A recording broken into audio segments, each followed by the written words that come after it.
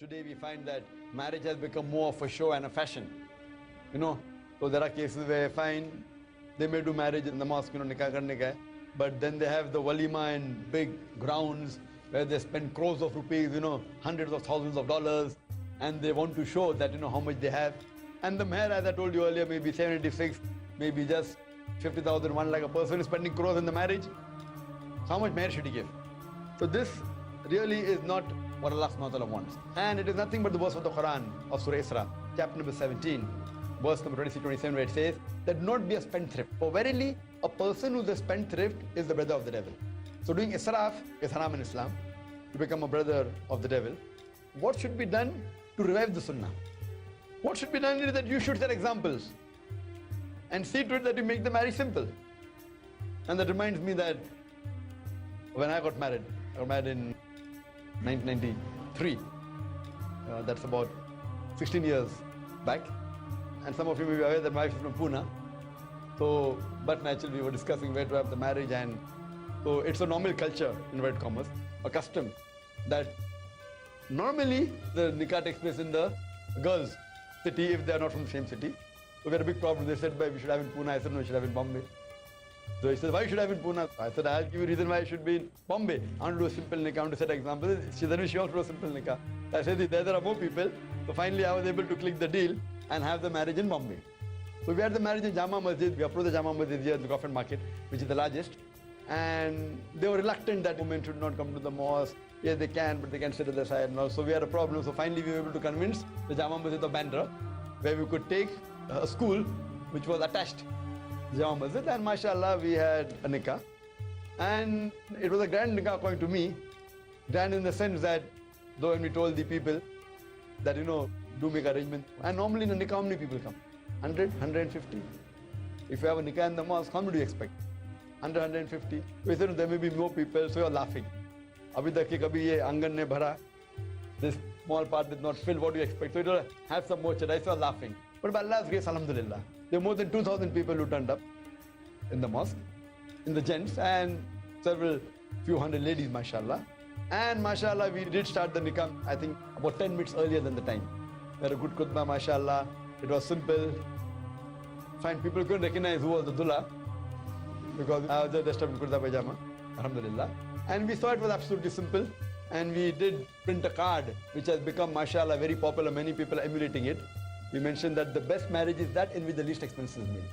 Hadith of the Prophet Muhammad. The best marriage is that in which the least expense is made. And then we printed on the card that, oh Allah subhanahu wa ta'ala guide our marriage to the best of understanding. Picking up the hadith and Quranic verses, and then the verse of the Quran, Surah Rum, chapter 30, verse 21, that Allah subhanahu wa ta'ala has put mercy and love between the heart of the men and women. So we did make a card, mashallah, and we distributed. And mashallah, it was a very simple marriage. One person said, itni simple marriage should be an example, video recording hona chahiye. So I said, if I had done video recording, it would have been the simple thing. So, mashallah, there was no video recording. It was simple, and there were many non-Muslims who came also, mashallah. Many non-Muslims came for the nikah. It was very simple. Mashallah, we had a problem that now there are many people who are going to come from Pune, so we have to accommodate them. I'm just telling you, Allah has blessed us that we could accommodate in 5-star hotel also, but then that would be a good example. So finally we thought what to do. So then, mashallah, my sister-in-law, she said that, okay, fine, my brother got 2 flats, so we can accommodate there. The reason was that we want to spend less. Not that we could not afford it. Allah has given us, mashallah, we could have kept all the guests in 5-star hotel. But that would break the rule of a simple nikah. So without hiring a hotel, mashallah, and my sister-in-law's brother, mashallah, Aman Bhai here and Shaheen Bhai. So both of them, mashallah, they offered their flat, they were twin flats, and we just had the beddings. And it was a simple, and whatever requirement was fulfilled. And in the walima is a sunnah. We should call our relatives and close, that is a sunnah. But we did go a bit different, away from the sunnah to implement the sunnah. It's a bit different. Away from the sunnah means not the sunnah is a muqadda, but away from the sunnah means we have to call as many friends, good to call friends. But now the norm has become that you do a nikah, as I said, in a mosque, and then call thousands of people in a big ground and do decoration, spend crores of rupees. That doesn't serve the purpose. What we did, we called only immediate. My brother and sister, and my father's brothers and sisters, immediate. And my wife's and same, 19 people. 19 people and about 30, 40 from the orphanage, 40 or 50. And mashallah, remember we spent about 3,000 500 something on the walima. I remember, mashallah. So it was a sample walima where 3,500 odd rupees, mashallah, and a total about 50, 60 people, out of which, because the hadith says the best of walima is that in which more poor people are called. So we saw to it that the number from the orphanage was larger than what we had. So we set an example, went to one extreme. Committing excess is haram in Islam. Going to an extreme is not haram. So I'm not saying this is the sunnah, but because it has become a norm where people are calling thousands of people, etc., and flashing their wealth, etc. What we did, but I told my parents that, okay, what we saved, mashallah, with that money we set up the IRF. Alhamdulillah. Islamic Research Foundation. And what my parents wanted to give a flat, so I said, okay, instead of that, buy the office of Islamic Research Foundation. And Allah has given barakah. So if we had done the marriage like the way Allah has given us, mashallah, where we can spend a lot.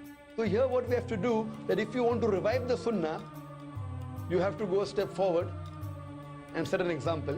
Have a simple nikah, best in the mosque, and that's it. Give some dates, that's it. Give dates. And if you have to have a reception, then see to it that if the reception is there, it is simple, it's not extravagant, there's no music, there is proper hijab, there's proper segregation of the ladies and gents. In this way, you should set example. But the best is, in today's age, have a simple nikah. You may have to give card or call people, but still do it in the mosque, and that's it. About the reception, if you have to give walima, have it at your home. Call a few close people. Don't have to be 19, what I call. It can be 50, it can be 100, it can be 200, but don't see to it that there is a 10-course meal. Fine, you can have a 2-3 course meal, no problem. One sweet dish, dal gosh, or whatever you prefer.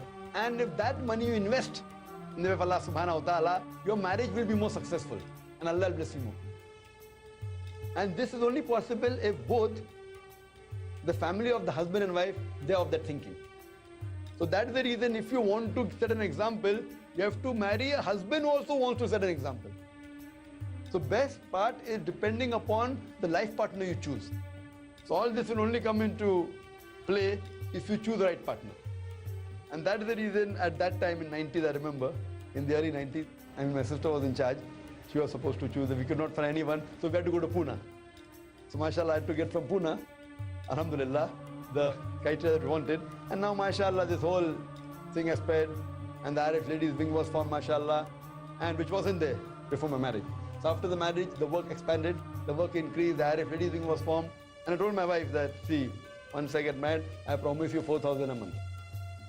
I'll give you 4,000 rupees a month. If you can run the house in that, you can marry me. I'm a doctor, but don't think I will give you lakhs of rupees. And mashallah, she was earning much more than that when she got married. Mashallah, but she agreed. Fine. But now I'm giving more than 4,000 rupees. Allah has blessed, alhamdulillah. That's the minimum I said.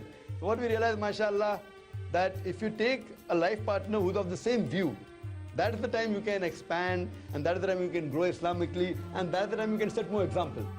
If my wife was not a da'i, I would not be able to set example. I would have been able, but maybe I would be able to do 25% what I'm doing now. Maybe 20%, maybe 30%. But life would have become miserable. So what we realize that if you have to set example to the world, you have to choose a life partner who has the same view and who has the same ideology. So if you want to set example, sister, to revive the sunnah, not only in marriage, even after marriage, so you have to choose a life partner who's virtuous, and that will be the best, because the beloved Prophet ﷺ said that there are 4 criteria which you look while choosing a life partner.